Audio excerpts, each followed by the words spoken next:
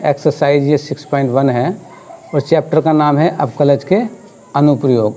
अगर हम सावधानी से क्वेश्चन को पढ़ेंगे और उसके बाद देखेंगे कि क्या हमें फाइंड करना है तो हम बहुत इजीली आंसर फाइंड कर लेते हैं।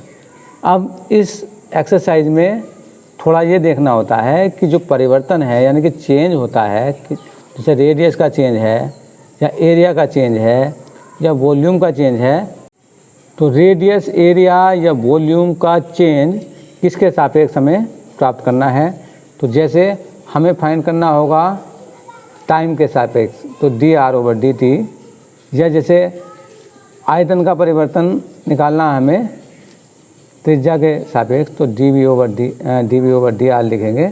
तो बस यही हमें समझना होता है कि क्या हमें दिया है। परिवर्तन की दर अगर सापेक्ष नहीं लिखी है किसी के तो हम टाइम के रेस्पेक्ट में करेंगे, और यदि दिया है कि जैसे आयतन की दर त्रिज्या के सापेक्ष तो हम dv/dr लिखेंगे। ये छोटी छोटी सावधानियां हमें रखनी है। आइए अब देख लेते हैं आगे एक्सरसाइज के क्वेश्चंस। बस शुरू करते हैं। क्वेश्चन नंबर 1 है, यह है वृत्त के क्षेत्रफल के परिवर्तन की दर इसकी त्रिज्या r के सापेक्ष ज्ञात कीजिए, जबकि ए पार्ट है r=3 semi and B part है r=4 सेमी। तो देखिए हमें क्या करना है, यहाँ पर ये फाइंड करना है परिवर्तन की दर और किसके सापेक्ष, त्रिज्या के। और परिवर्तन की दर किसकी है, ये क्षेत्रफल की। क्षेत्रफल मतलब एरिया ऑफ सर्किल। तो देखिए सर्किल जो होता है, अब इसकी रेडियस है r, तो एरिया कितना हो जाएगा इसका, मतलब क्षेत्रफल हो जाएगा इसका। सॉल्यूशन देखेंगे, क्षेत्रफल, वृत्त का क्षेत्रफल लिखेंगे। देखिए हम लिखेंगे वृत्त का क्षेत्रफल, तो वृत्त का क्षेत्रफल a से डिनोट करेंगे और ये हो जाता है πr²। अब हमें चाहिए क्या, परिवर्तन किसके सापेक्ष चाहिए, r के। तो हमें चाहिए dA/dr, हमें इसकी ज़रूरत है। ओके, a का परिवर्तन किसके सापेक्ष, r के, क्योंकि त्रिज्या क्या है इसकी, r। तो अब देखिए अगर ये इक्वेशन नंबर 1 है तो हम लिखेंगे differentiating equation 1 with respect to किसके, r के, विद रेस्पेक्ट टू r। तो देखिए क्या हो जाएगा, dr of a equals to dr πr²। अब पाई कांस्टेंट है, पाई आएगा बाहर और r² का कितना हो जाएगा, ये देखिए ddr ऑफ r², तो कितना हो जाएगा, ये 2r हो जाएगा। ये इसकी वैल्यू हो जाएगी 2r, तो इसको लिखेंगे 2πr, ये 2r। तो dr of a equals to, बस अब है क्या, हमें चाहिए कब, परिवर्तन की दर कब है, r के सापेक्ष, कब, जब r है 3। तो a पार्ट में लिखेंगे if r equals to 3 then देखिए क्या हो जाएगा, dA/dr at x r equals to 3। तो 2π, यहाँ r के प्लेस पे क्या रख देंगे, 3 रख देंगे। तो इसका आंसर आ जाएगा ये 2 3 6, 6π क्या एरिया होती है, किस में एरिया इसकी, ये सेमी में है, तो ये हो जाएगा semi square upon semi. r के सापेक्ष है यहाँ पर तो अपॉन में भी सेमी आएगा, और t के सापेक्ष होती तो सेमी स्क्वायर अपॉन सेकंड हो जाता। तो देखिए बस यही इसका आंसर है ए पार्ट का। और बी पार्ट के लिए क्या देखेंगे, इफ़ r इक्वल्स टू 4, तो बस तो क्या हो जाएगा, देखिए ये हो जाएगा dA/dr eight r equals to 4। यहाँ पर वैल्यू कितनी रख देंगे, 4 रख देंगे, तो ये आ जाएगा 8π semi square upon semi. Okay, this is answer. Question number 2, question है एक घन का आयतन 8 सेमी क्यूब पर सेकंड की दर से बढ़ रहा है तो पृष्ठ क्षेत्रफल किस दर से बढ़ रहा है जबकि इसके किनारे की लंबाई 12 सेमी है। क्वेश्चन को समझेंगे। देखिए यहाँ पर जो आयतन मतलब वॉल्यूम बढ़ रहा है 8 सेमी क्यूब पर सेकंड की दर से, और हमें दिखाना है कि उसका सरफेस एरिया पृष्ठ मतलब किस दर से बढ़ रहा है यदि उसके किनारे की जो लेंथ है वो 12 सेंटीमीटर हो। तो देख लेंगे। देखिए हम ले लेते हैं एक क्यूब। अब क्यूब की साइड क्या लेंगे? क्यूब की साइड ले लेते हैं ए। ओके, बस यहाँ डायग्राम बनाने की कोई ज़रूरत नहीं है वैसे, लेकिन हमने क्या ले लिया, इसका सॉल्यूशन करेंगे। लिखेंगे माना घन की साइड मतलब भुजा इक्वस टू ए सेमी। ए सेमी हमने ले ली। तो अब इसका वॉल्यूम मतलब आयतन कितना होगा? इसका आयतन हो जाएगा, आयतन V इक्वस टू हो जाएगा ए क्यूब सेमी क्यूब। ओके, और ये सरफेस एरिया पृष्ठ S कितना हो जाएगा? 6a square. Okay, semi square. ये बातें हमें समझनी है। पृष्ठ मतलब सरफेस, वॉल्यूम आयतन, और साइड इसकी भुजा, ये हो जाता। तो हमें दिया है, क्या दिया है? गिवन दैट, क्या दिया है? देखिए चेंज ऑफ वॉल्यूम, तो dv over dt is equal to 8 सेमी क्यूब। ये हमें गिवन है। अच्छा, अब v कितना है हमारे पास? v है dv ओवर dt, ये है a क्यूब इक्वल टू हो जाएगा 8। अब यहाँ पर देखिए ये समस्या आएगी, a क्यूब का डिफ्रेंशिएशन t के रेस्पेक्ट में कैसे करेंगे। यहाँ है d ओवर dt और यहाँ पर है a क्यूब। तो इसको देखिए ऐसे लिखेंगे, चेन रूल लिखेंगे, d over da, a cube लिखेंगे और इधर लिख देंगे da ओवर dt। समझिए, da और dt, a क्यूब इधर है इक्वल टू 8। मतलब ये हुआ कि यहाँ इसका डिफ्रेंशिएशन आ जाएगा a क्यूब का with respect to a 3a square, और ये da over dt equal to 8। अगर हम चाहें da ओवर dt तो वैल्यू हमें मिलेगी 8/3a स्क्वायर। इसको डाल देंगे इक्वेशन 1। क्यों? हमें चाहिए ds over dt, change of surface चाहिए हमें। ओके, तो dt ऑफ s, तो यहाँ क्या लिखेंगे? dt सरफेस कितनी है? देखिए 6a स्क्वायर। अब प्रॉब्लम वही है, कौन सी? a का डिफ्रेंशिएशन करना है। यहाँ पर 6a स्क्वायर है तो 6 तो पहले आएगा, और इसको लिखेंगे d over da, a square देखिए 6 बाहर, a स्क्वायर यहाँ, but da over dt, chain rule है। ओके, यहाँ अपोन में dt था तो लेकिन हमने लिख दिया da, और अपोन में लिखने की वजह से ऊपर भी लिख दिया, ये d ओवर dt ही बचेगा।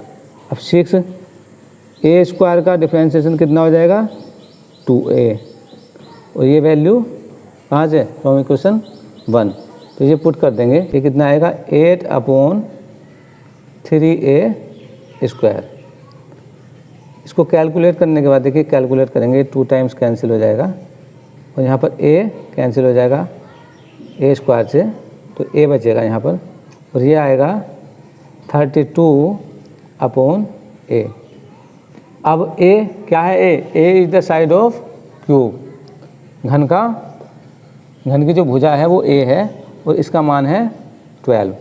क्वेश्चन में दिया है 12, तो 32/12 ये कैंसिल हो जाएगा 4 से, 4 3 जा 4 8 जा, तो 8/3 क्या है? सरफेस है, तो सेमी स्क्वायर अपॉन सेकंड।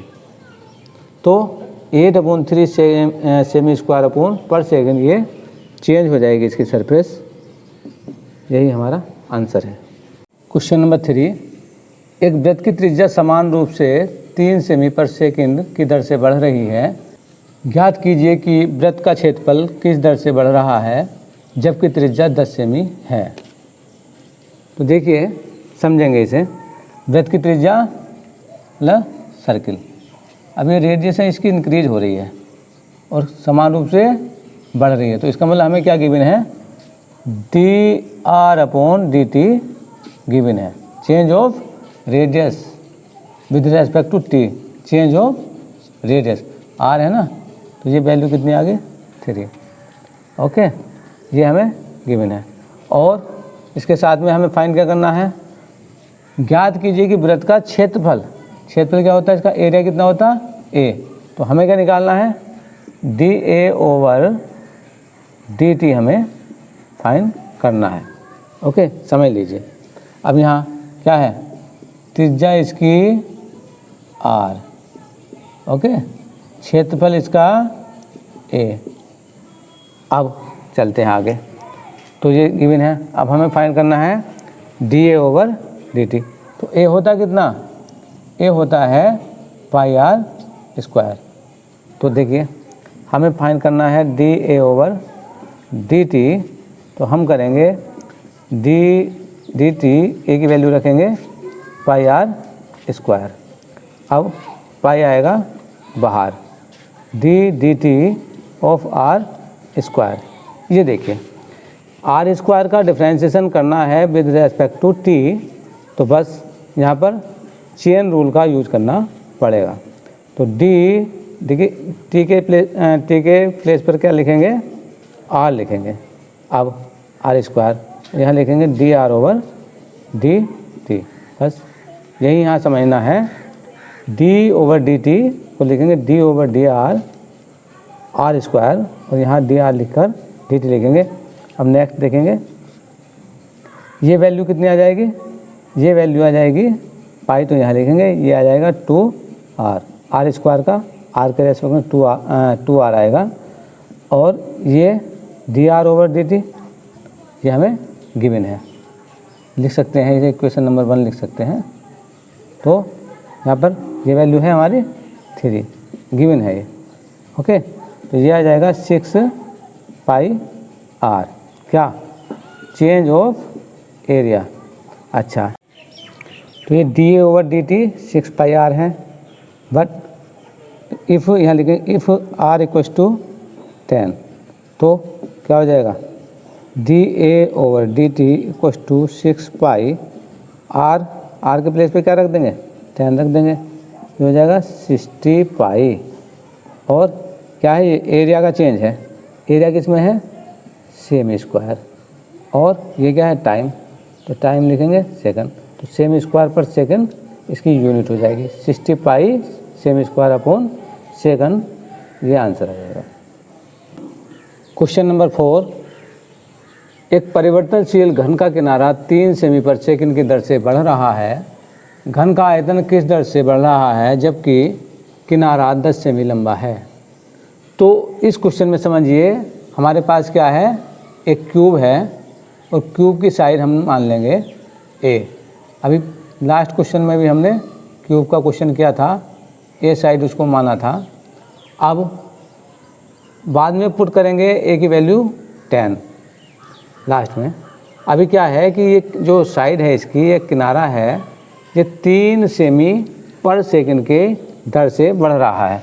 देखिए सॉल्यूशन देखिए, माना घन की भुजा कितनी, घन की भुजा = a सेमी, माना घन की भुजा = a सेमी, तो इसका आयतन कितना हो जाएगा, इसका आयतन हो जाएगा v = a³।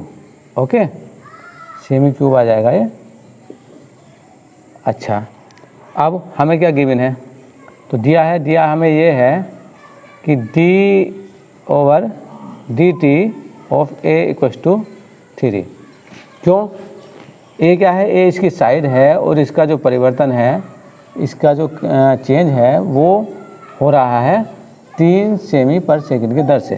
तो ये हमें गिवन है dA/dt।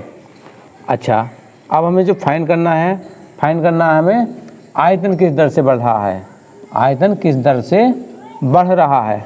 तो हमें फाइंड करना है dV/dt, ये हमें फाइंड करना। तो देखिए d/dt जब हमें फाइंड करना है तो v क्या है, v है a³ आयतन। अब इसका हम डिफ्रेंशिएशन कर तो दें, बट क्या प्रॉब्लम है, TA।